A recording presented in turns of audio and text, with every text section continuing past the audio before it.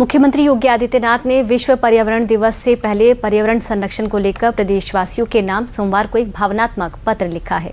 CM योगी ने प्रकृति के प्रति कृतज्ञता व्यक्त करते हुए लोगों से जल, जंगल और जमीन के संरक्षण का संकल्प लेने का आह्वान किया। देखिए रिपोर्ट।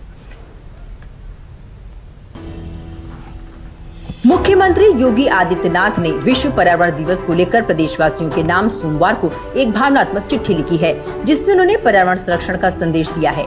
मुख्यमंत्री ने प्रकृति के प्रति कृतज्ञता व्यक्त करते हुए लोगों से जल, जंगल और जमीन के संरक्षण का संकल्प लेने का आह्वान किया। उन्होंने कहा कि स्वच्छ, सुरक्षित और समृद्ध पर्यावरण ही विकसित उत्तर प्रदेश की मजबूत नींव है। सीएम योगी ने अपने पत्र में और क्या क्या लिखा, आइए जानते हैं।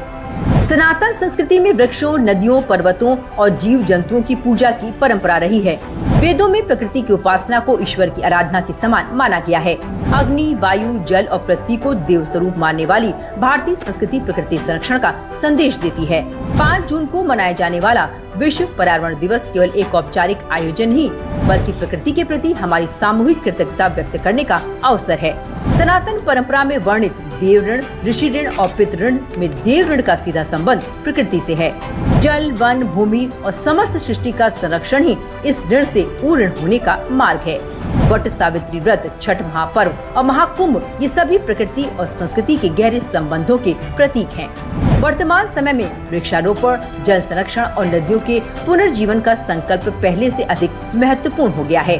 जल है तो हम हैं, ये केवल एक नारा नहीं बल्कि जीवन का मूल मंत्र है।